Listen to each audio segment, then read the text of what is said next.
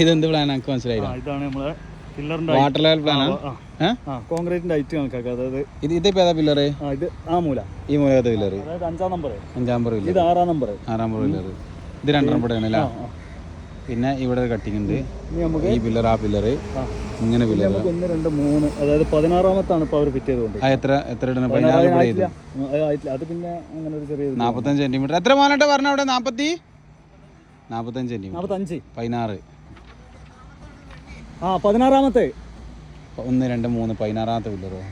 45 ഇവിടെ അല്ലേ ഇതില് 16? അല്ല, ആണ് മേലാണ് ഇതില്. അല്ല, രണ്ടോടത്ത് ചെയ്തുവാ. അത് നമുക്ക് അവിടെ ഇതാകുമ്പോൾ നമ്മളെ ഫില്ലർ കണക്കാണ്.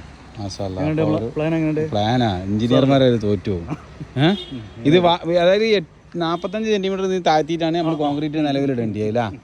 മാഷാല്ലാ, അള്ളാഹു ബർക്കത്ത് ആയിട്ട് എന്തായാലും. ഇത് ഒറ്റയടിക്ക് ഫുള്ള് കോൺക്രീറ്റ് ഇടും, ഞാൻ ഫുള്ള് പില്ലർ ഇട്ടൂടാ. പ്രശ്നമില്ല,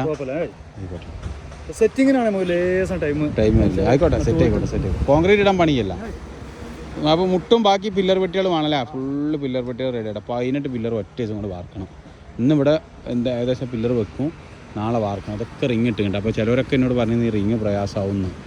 റിങ് പ്രയാസമാവോ കുഞ്ഞെ? പ്ലിന്ത് ബീം അടിക്കുമ്പോൾ അത്ര മതിയില്ല.